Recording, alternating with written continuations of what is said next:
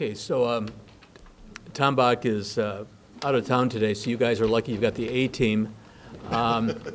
So Senator Hayden. Good afternoon. Responsible DFL budgeting that includes lower spending and higher revenue are credited with the $1.86 billion surplus. Today's budget forecast of $1.86 billion, which is nearly double since the November forecast, shows that a DFL-controlled legislature, a DFL governor, enacted responsible policies that advance the growth and economic success of Minnesota. The February forecast released today is encouraging. It shows we're on the right track. We can now begin the important process of determining a budget for Minnesota. This forecast will provide the foundations for our budget conversations in the coming months. In our communities, we hope to hear the priorities of Minnesota and across the state. It will be their phone calls, emails, and testimony that guide our actions at the legislature. Minnesota had a structural deficit since 2001, and we can see from today's forecast that the work of the last 2 years under DFL leadership to create structurally balanced budgets put the state on sound footing. This forecast shows that an honest budget passed by a DFL legislature without gimmicks or borrowing has created the confidence and stability necessary for Minnesota's economic growth. So a couple of things. I've been proud to have been a member of the DFL legislature in 2013, 2014. That obviously continues this year in a slightly different circumstance. But obviously what the governor's talked about and the success of today's forecast is illustrative not simply of what's happened in the last several months, but what has happened over the last couple of years. We paid back the entirety of the school shift. I never thought we could do that. Having chaired the Finance Committee during that first decade, I never thought with the size of the school shift that was passed in 11 and 12 that we'd ever be able to do that. We did that. As pointed out by the budget director, we've paid back every statutory deficit that was required by state law. You couple that with a budget surplus. Keep in mind that the Economic Trends, the Budget Trends Commission suggested a surplus of somewhat greater. We have a surplus amount that will put us in good position for any future downturns. And so you look at what we've done to try to create a structurally balanced budget for the first time in years. And I think the DFL, with the leadership of Governor Dayton, then Speaker Thissen, Majority Leader Bach, can take a lot of pride in what we've accomplished over these last 2 years, showing Minnesotans we really can run state government and do so in a structurally balanced way.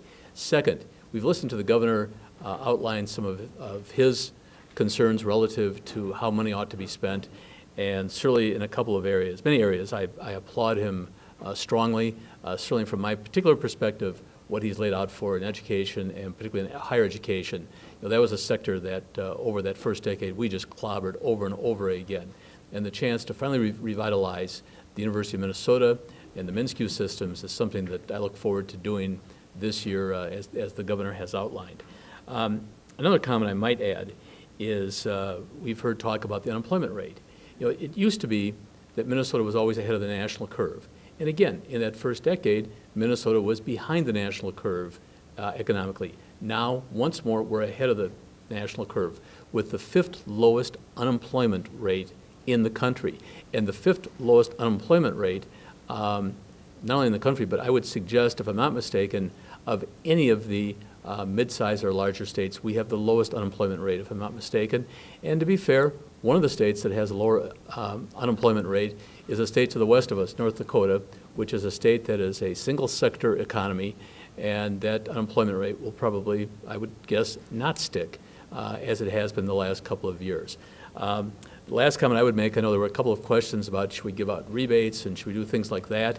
I'm not going to speak for Senator Skoye and what he might do with the tax committee, but I recall that when we gave out tax rebates, gave out financial rebates in, I think, 99, 2000. I believe I got about $250 or whatever I got. I was very happy to use that on half a ticket to New York City. It was a great weekend, had a lot of fun.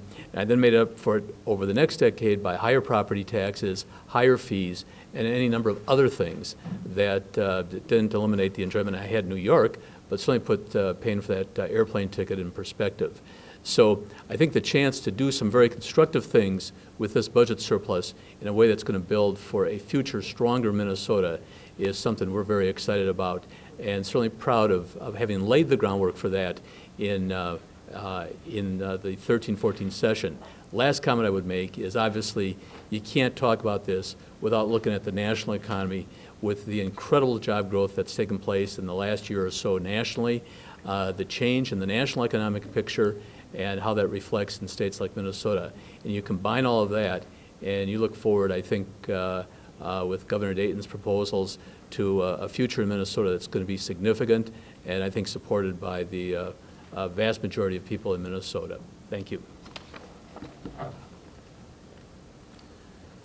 Well, if you think of today's budget forecast as a report card on how Minnesota is doing, on the opportunity that's been created over the last 2 years, and how state government has been managed in the last 2 years, this report card is an A.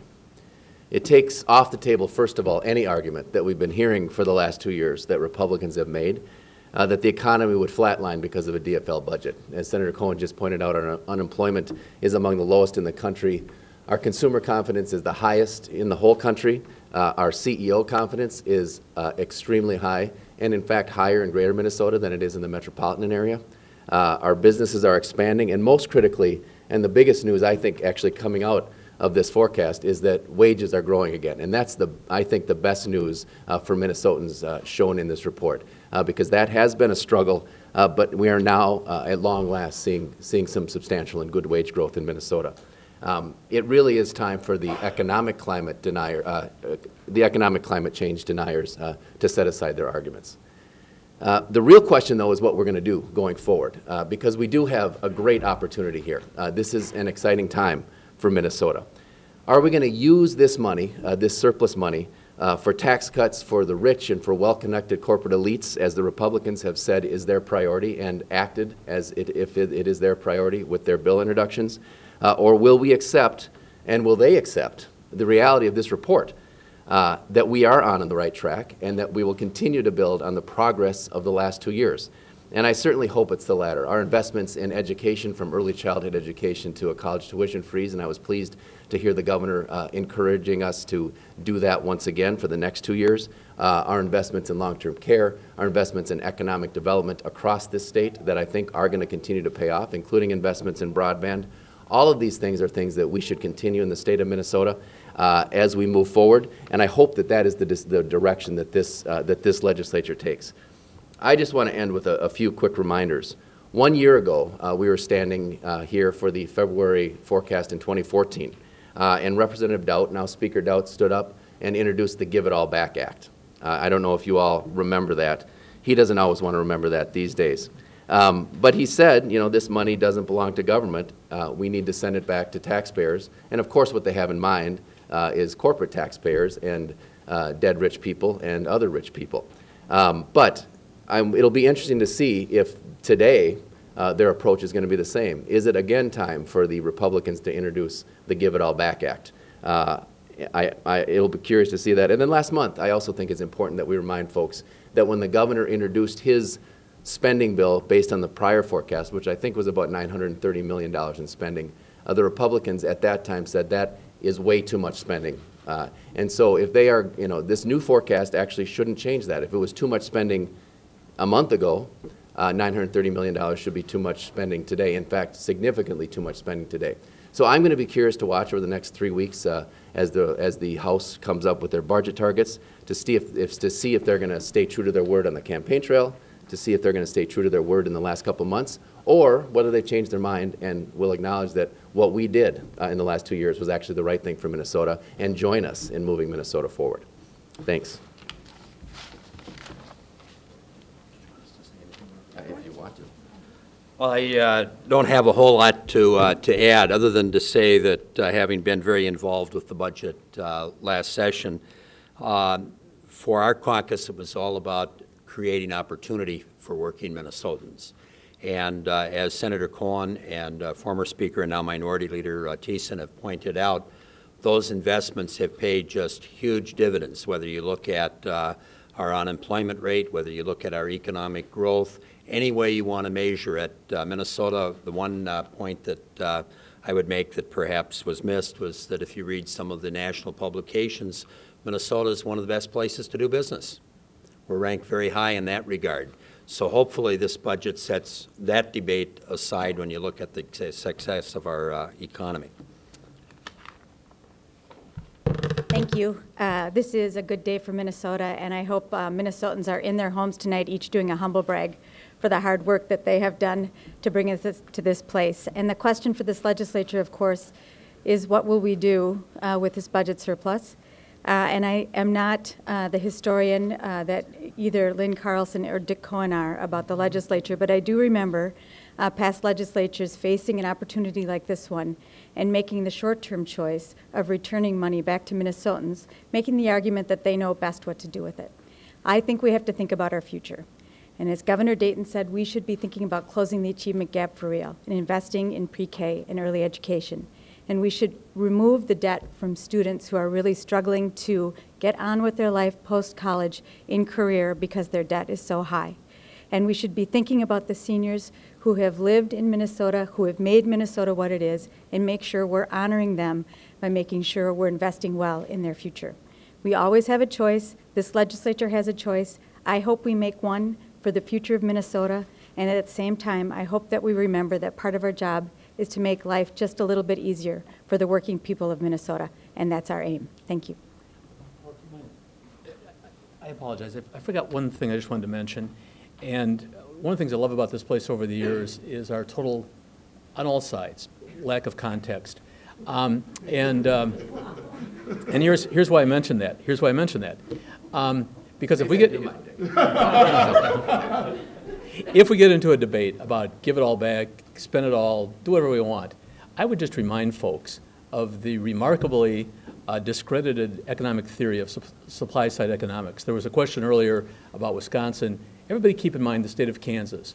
Governor Brownback, running for re-election in a Republican year in one of the most Republican states in the country, was almost defeated because he gave it all back, and Kansas is in the worst shape of any country in the country, and his deficit grew after the first of the year. So if that's the kind of theory the House Republicans might suggest, I can only ask them to pick up Kansas newspapers and take a look as to what's going on in the state of Kansas. Any questions? Senator Cohen, the Senate DFL has already outlined lots of new money for education spending and workforce training and so on, maybe for Senator Hayden as well. Can you give people an idea of what you're likely to recommend for the new $800 million? Well, I think the governor laid it out pretty decently. I think we'll look at something additional for higher education. I mentioned that a minute ago. The governor's proposed some additional spending for E-12 education, and I think that's something that both sectors have been underfunded and not paid enough attention to over the last number of years. I'm not going to fault everything that happened during the time of Governor Pawlenty's administration. There were national economic forces at play that went far beyond the state of Minnesota.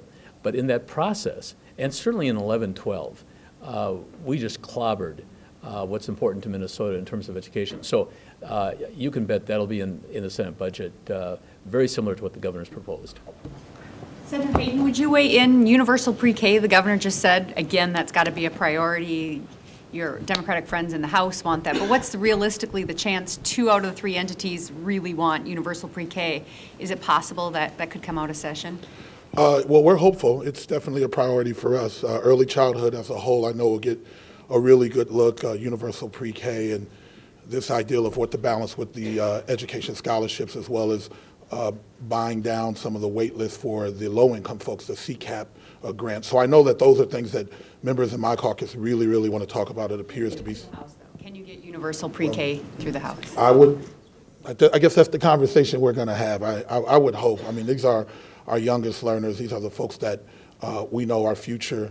That's going to be our future, and we know that works. So hopefully it just doesn't become hyper political in this issue, and that we actually do what's good for the young, for the 4-year-olds in Minnesota, 3 and 4-year-olds. Senator, with this kind of a surplus of nearly $2 billion, does Minnesota still need a gas tax hike? Well, You know, I think the governor talked about having a dedicated revenue source. Was talking to some folks before, and you know, we need to invest in our infrastructure over time, and so even taking some cash and putting it in is kind of like a payment on a long-term mortgage. We really need to fix these roads. We really need to make sure that our transit and our transportation efforts are consistent. So I think the governor. Not use any of this money for transportation, particularly that would be from a gas tax? Well, I just think that we're going to have the conversation to really talk about what do we need to do, but a dedicated revenue source, I think, is something that we agree is going to be needed. How that looks today and this year with this message, I think, is a conversation we're going to have. The governor talked about tuition freezes on higher ed campuses. Are senators still interested in this MnSCU free tuition idea? Well, again, however you structure the money, I think we'll put more money into higher education. And obviously, we try to affect a balance between the University of Minnesota system and the MnSCU system. We've got the unique feature this year of the University of Medical School, and I think that'll be a strong Senate priority to make sure that we start putting the med school back to where it was, 20 and 30 years ago.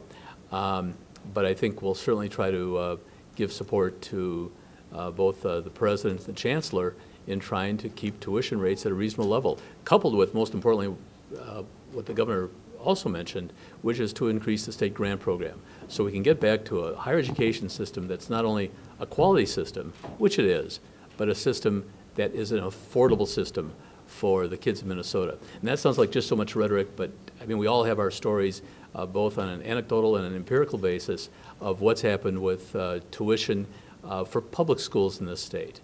We've got some superb private colleges, several of which are in my district, but what our obligation to is the public schools and the public systems.